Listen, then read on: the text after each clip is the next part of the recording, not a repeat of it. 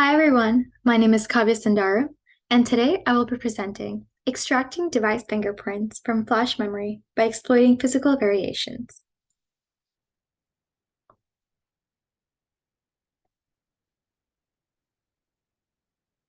I will be covering the introduction, applications of extracting these fingerprints, background on flash memory, the experiment performed including the different fingerprint extraction techniques, and the analysis of these techniques.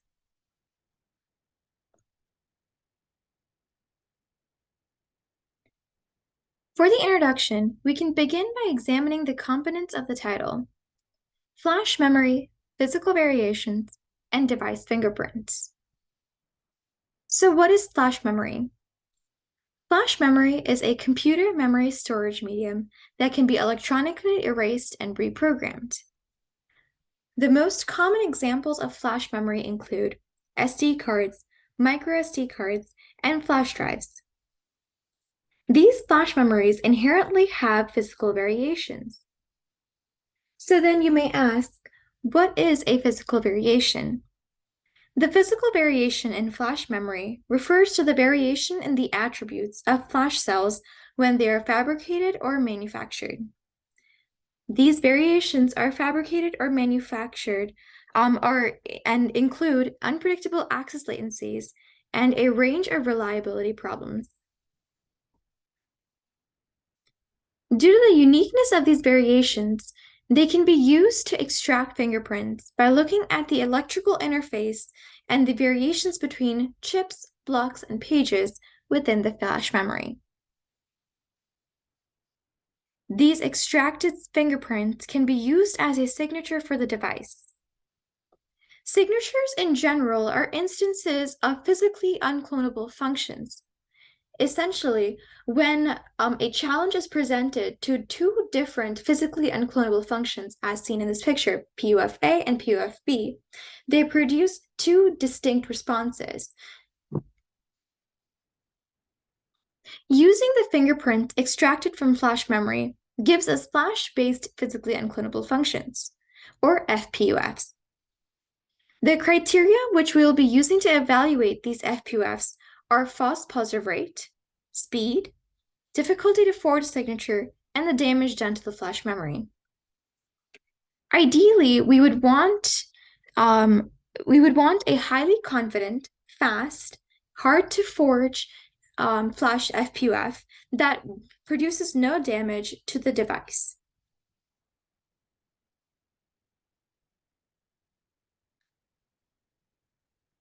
There are many applications for extracting device fingerprints from flash memory. One of the main motivations behind this paper was to be able to identify counterfeit products in the supply chain. Counterfeiters may try inserting fake devices into the supply chain to make a profit off of selling substandard or non-functioning products. A threat model can be used to model this, and this threat model can be seen here in Figure 1. The model would consist of a trusted manufacturer and a trusted consumer over an untrusted supply chain. The manufacturer produces the flash device and sends it through the untrusted supply chain to the trusted consumer. The trusted consumer is also the system integrator in this case. And the system integrator would purchase the flash devices and check their validity and is not considered to be the end user in this model. The system integrator would be able to perform low-level flash operations such as read, write, and erase in order to extract the fingerprint from these devices to check their validity. To check the authenticity of the device manufacturer would first extract the fingerprints from the flash devices and mark each of the flash devices with a unique serial number before selling the devices to the system integrators. The system integrator, to validify or authenticate a device, would send the unique serial code back to the manufacturer, who would use that to identify which particular device's fingerprint that they need to be using. Once this identification is done, the manufacturer would provide a challenge in the form of an array address. The purchaser or the system integrator would then generate the signature for the address that was sent by the manufacturer and send it back to the manufacturer, who would then cross-check this response and with the signature that they collected earlier and validify the device. Another application would be for device identification. Having a secure hardware-based identifier for a device would provide a way to authenticate a device without being affected by malicious software. When first reading on this application, my first thought was this is very similar to YubiKeys, right? YubiKeys are also a hardware-based identification device. However, YubiKeys essentially store a long code that is used in place of a password. If the code is somehow leaked, the YubiKey would be rendered useless, and with just the code, an adversary can still gain access. And unless the YubiKey is reconfigured with the new code, along with all the softwares or anything that they were going to authenticate using the YubiKey, um, it would be useless to actually use the YubiKey with the leaked code. A hardware-based identifier based on the device's fingerprint would provide an even more secure layer, as the hard adversary cannot replicate this fingerprint without the physical device. The last application discussed by the paper was possibly using the FPUFs to produce random numbers. Since the manufacturing and use variations and the operations used for the FPUFs can also be randomized, this can provide an additional layer of physical randomness.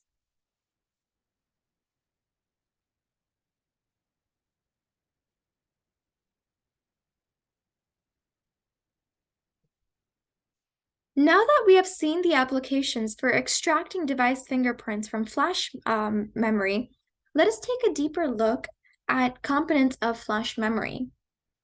The smallest part of a flash memory is the flash cell. And a flash cell consists of a single floating gate transistor to store bits. A floating gate transistor is pictured here. The main components include the control gate, the actual floating gate, the source and the drain, and this is the channel that connects the source and the drain. To maximize the density of flash memory, 32 to 64 floating gate transistors are arranged in a flash cell or chain. For a read operation, the cell is read by turning on all the transistors in the chain other than the target. Essentially, the threshold voltage of the target can be calculated by taking the total voltage passed through the cell minus the measured voltage passed exiting out of the target cell, and that would give you the target cell's threshold voltage. For a write operation, changing the value of a cell is done by moving electrons on and off the floating gate. Moving electrons onto the gate changes the value from a logical 1 to a logical 0, and moving the electrons off the gate changes the value from a 0 to a 1. An erase operation is performed by applying the opposite voltage between the gate and the channel. Next, we can take a look at the array organization of flash cells. A flash array has between 16 to 32,000 parallel flash chains. The nth cell across the chains makes up the nth page of a block. The cells in a page are connected by a single word line. An example of a block can be seen here, and this example comes from a NAND flash. So BL1, BL2, BL3, BL4 are examples of flash chains. And these small units here would be your floating gate transistors. Here we can see that WL1, WL2, WL3, WL4, they are the word lines connecting a single page. And the single page is here highlighted on WL4.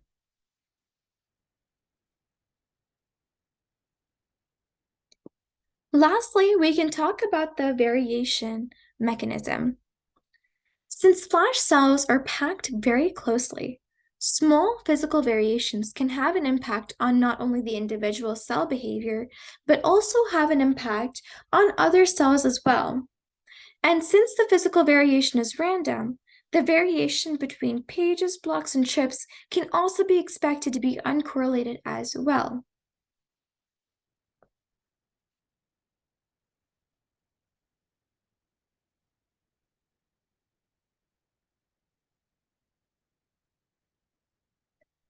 Before going into detail regarding the techniques presented in the paper, let us cover the related works done in the field. One prior solution to authenticating hardware devices was to rely on cryptographic operations. A private key is stored in internal storage and is used to generate a cryptographic signature to prove the device's authenticity. This follows the example of asymmetric cryptography as shown in the image. Essentially, for asymmetric cryptography, we have a public and private key, and the private key is what would be stored in the device. And the private key would then be used for authentication. Another similar work was done regarding using process variations in integrated circuits. In this work, fluctuations in the drain currents or initial states of latches were used to identify circuits, but it is not sufficient for identifying flash devices. This is because it only produces a single number. And an adversary who could read the ID can easily create a duplicate and falsely authenticate their devices. There have also been other works for creating other types of physically unclonable functions. One of which was to create a PUF based on light scattering patterns of optically transparent tokens. This is called an optical PUF. This optical PUF can generate a large number of patterns based on the location of the source of the light. Another PUF is the silicon PUF. This PUF can extract unique delay characteristics using ring oscillators or race conditions between two identical delay paths. However, silicon PUFs need to be carefully designed with carefully designed circuits, whereas FPUFs can be used as is.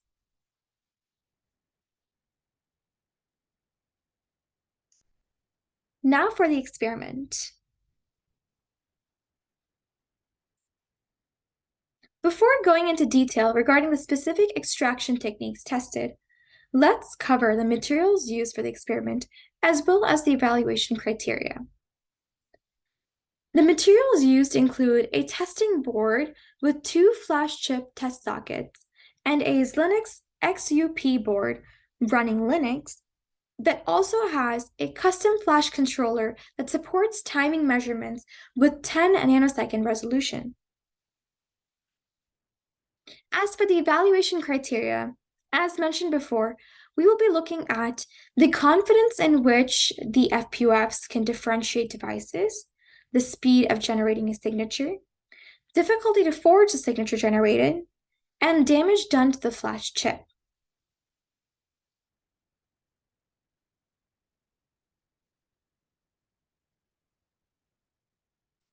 Now that we have seen the materials used in the evaluation criteria, the first technique we'll be discussing is the program-based disturb-based signature. With this FPUF, to create a signature, the block is first erased. Then a page is repeatedly programmed, and in between each program, the adjacent pages are monitored for disturb-induced errors. The number of programs it takes to cause the first bit error is recorded. The signature for the same page is highly correlated, and the signature for the same page in two different devices is not correlated much. This can be seen in figure 2. In the first figure, in the graph on the left, we can see the correlation between the same page. And it's, as you can see, very highly correlated. And the correlation, looking at the graph on the right, the correlation between the same page on two different devices is very noisy.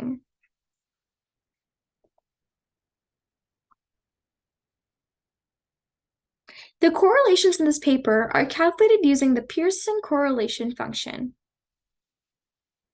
Now to evaluate this FPUF, it has a very low likelihood of false positives due to the vast difference in correlation between the same page and the same page in two different devices. It also has a medium latency. Extracting a single program disturb base signature takes between 1 and 5 minutes. Latency can be reduced by limiting the number of program operations k. However, to extract a reliable signature, k must be greater than 5,000 programs. This can be seen here in the image below. The correlation varies significantly for program cycles below 5,000 cycles, so it's difficult to identify the same pages versus like two different pages. After about like 4,500 or 5,000 cycles, we can see that the graph stabilizes more. So it's easier to identify the same page versus two different pages.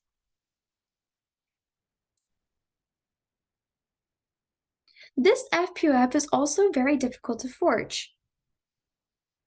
A replay attack is possible with a signature. However, if the manufacturer collects a signature for a random subset of the pages, then this attack can be minimized since storing those signatures would require more capacity than the chip can provide. Another thing to consider would be the possible usage of quantized signatures. What are quantized signatures, you may ask? A quantized signature would be the approximation of a signature. Using quantized signatures provides a correlation of 0.8. However, due to the nature of these signatures not being compressible, even storing quantized signatures requires more storage than the device is capable of. So in the end, it is difficult to forge and is fairly secure. Lastly, there is no damage done to the flash chip after repeatedly programming it.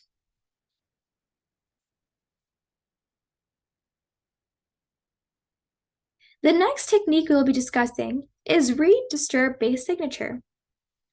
For read-disturb base signature, the same process as program disturb was used.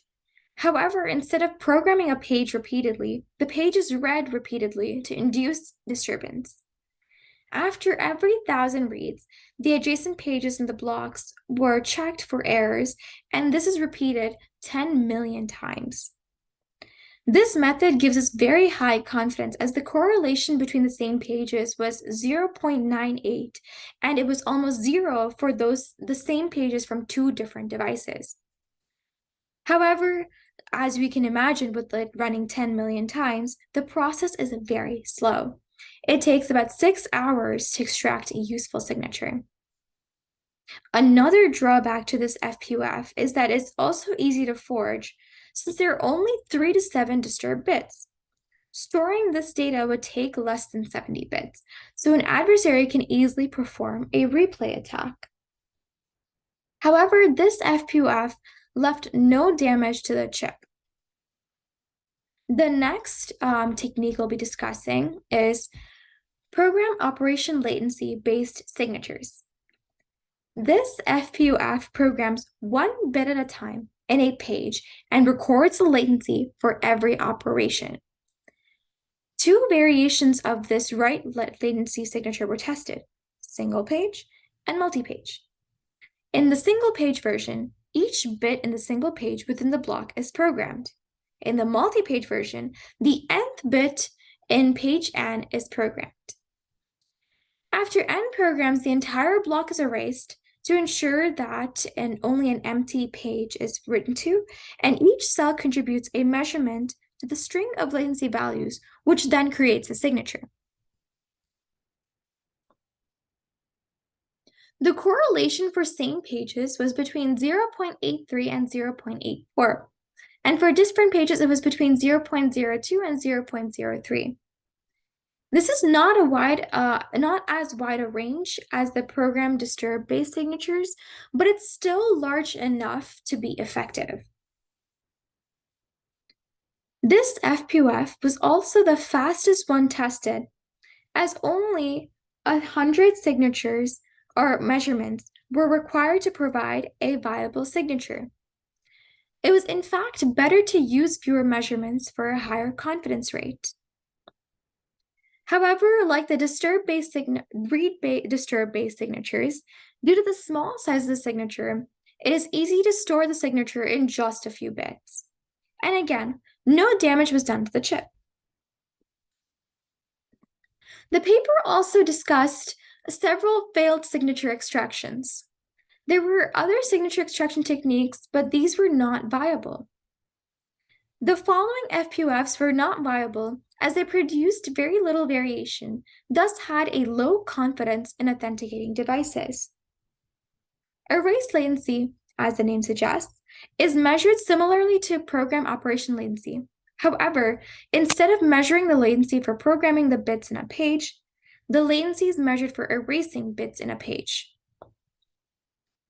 Similar to erase latency, read latency is where the latency is measured for reading bits in the page. Whole page program latency is an FPUF that measures the latency for programming each page at a time rather than a bit at a time. This next signature was not viable due to it damaging the chip. It had a very high latency, and the ease of forging. It was easy to forge the signature of this FPUF, and this is the program eraseware FPUF. It measures how susceptible individual cells are to programs such erase induced wear. Extracting a signature with this FPUF took hours and rendered the target block unusable. It was also easy to identify which block signatures were extracted from, so an adversary can easily calculate the signatures for those particular blocks and perform a replay attack.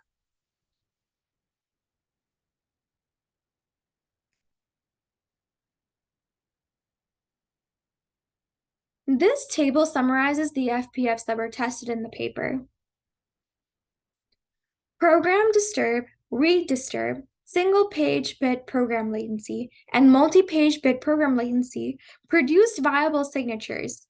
However, with read disturb, it was, as mentioned, not very efficient.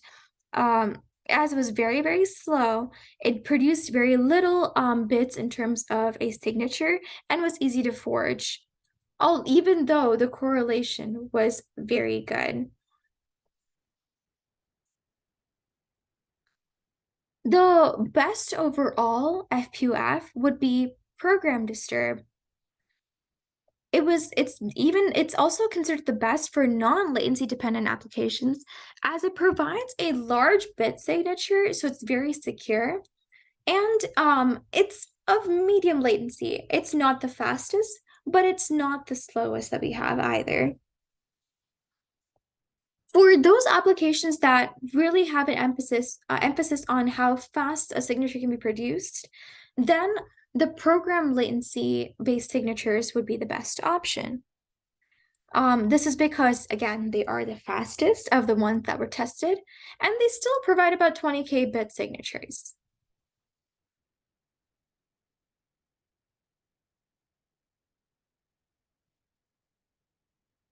In conclusion, although there were some FPUFs that could be forged or were not viable, there were also some that could provide a reliable way of uniquely identifying and authenticating flash devices. Thank you.